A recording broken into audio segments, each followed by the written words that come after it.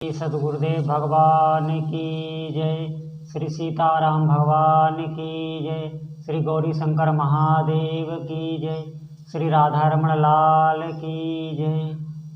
सभी दर्शकों और भक्तों को कोटि कोटि प्रणाम।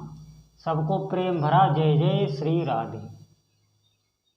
देखो, आज मैं आपको बताऊंगा कि भगवान का जो नाम जपते हैं, भगवान का जो मंत्र जपते हैं, बहुत गौर से आज का सत्संग आप सुनना। बहुत ही महत्वपूर्ण जानकारी मैं आपको दूंगा।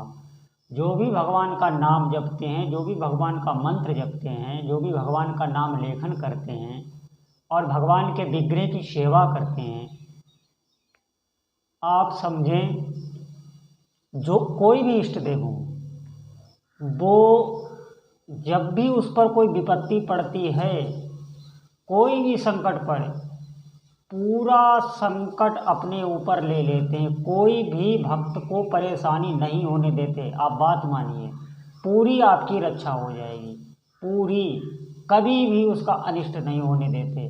जो भी आपके इष्ट देव हो, मैं किसी एक, क्योंकि आप जिनको भी भजते, जो भी आपको भगवान प्रिय हैं, वो बहुत रक्षा करते हैं। जब भक्त पर कोई भी संकट आता है, आप जपते रहिए, लगे रहिए, कोई रक्षक नहीं है उनके सिवा। आप बात मानिए, बहुत ऐसे लाखों प्रमाण हैं। भगवान नाम, भगवान मंत्र जपने वाले, भगवान नाम का लेखन करने वाले, जब भी उन पर कोई विपदा पड़ी, आफत पड़ी, भगवान ने उनके प्राणों की रक्षा की, पूरा संकट अपने ऊपर ले लिया। बात मानिए, वैसे हमको बचाने वाला कोई भी इंसान संसार में नहीं है। जब हमारे प्राण संकट में होते हैं तो वही रक्षा कर सकता है, वही दिव्य शक्तियाँ कर सकती। आप बात मानिए, उदाहरण के तौर पर मैं आपको बता रहा हूँ, अभी ज़्यादा पुरानी बात नहीं है, अभी यही कलयुग की बात मैं बता रहा हूँ। जिस समय हमारे देश पे मुसलमानी शासन था, उस युग, उस भक्ति काल की मैं बात आपको बता रहा हूँ।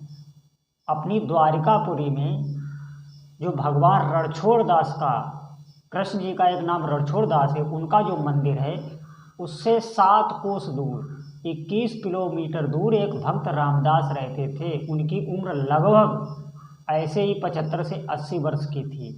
वो भगवान का एकादशी का व्रत करते थे और 21 किलोमीटर चलकर एकादशी वाली रात को वो भगवान के नाम संकीर्तन में, जो रात्रि जागरण होता है एकादशी को, वो मंदिर में करने आते थे। और निष्ठा से, आप समझो, उतनी उम्र में पैदल चलकर आते थे, पैदल चलकर वो जाते थे और प्रसाद लेके तब वो जाते थे सुबह, द्वादशी को सुबह। ये उनका नियम था। एक बार भगवान रणछोड़ दास ने प्रकट होकर उनको दर्शन दिया और कहा, आप यहाँ ना आया करें, मैं बहुत ही दुखी हूँ कि आपका वृद्ध शरीर है, आप इतने थक जाते हैं और फिर भी आप आते हैं, आप यहाँ ना आया करें। भगवान ने प्रकट होकर उनसे कहा था, लेकिन उनसे नहीं रहा गया। वो फिर अगली एकादशी को आए तो फिर भगवान ने उनसे पता क्या कहा? भगवान ने कहा कि देखिए, मैं इस विग्रह के सहित आपके साथ चलूँगा, आप बैलगाड़ी लेकर आओ।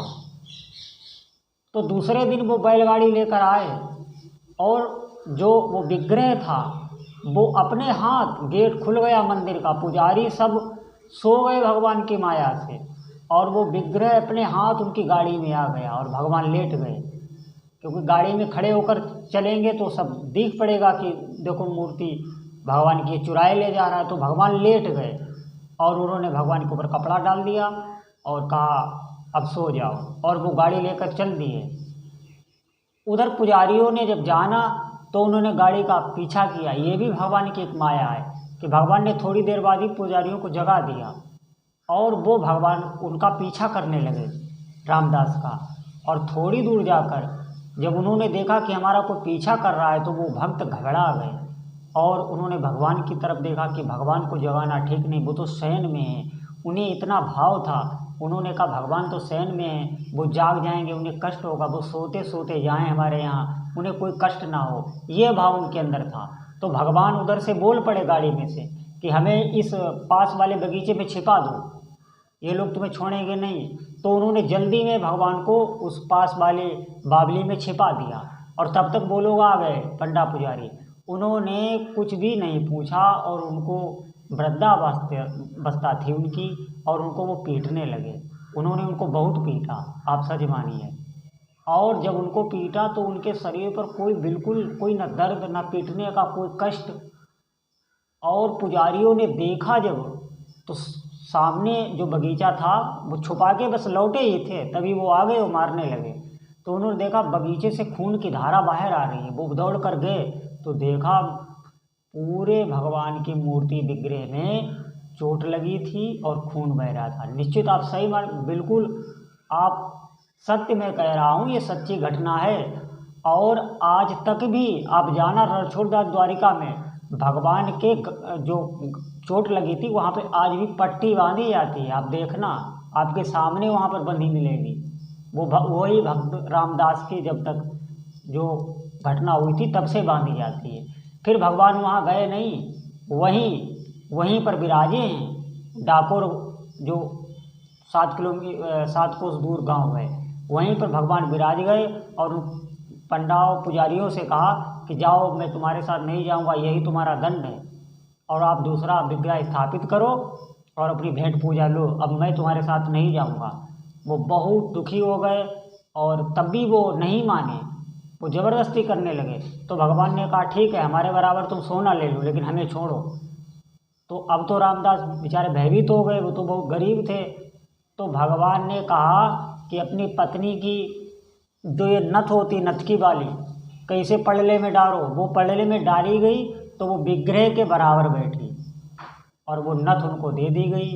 वो सब आश्चर्यचकित रह गए। इस प्रकार भगवान ने भक्त की रक्षा की। आप सच मानिए, इतनी शक्ति होती है भगवान की भक्ति में।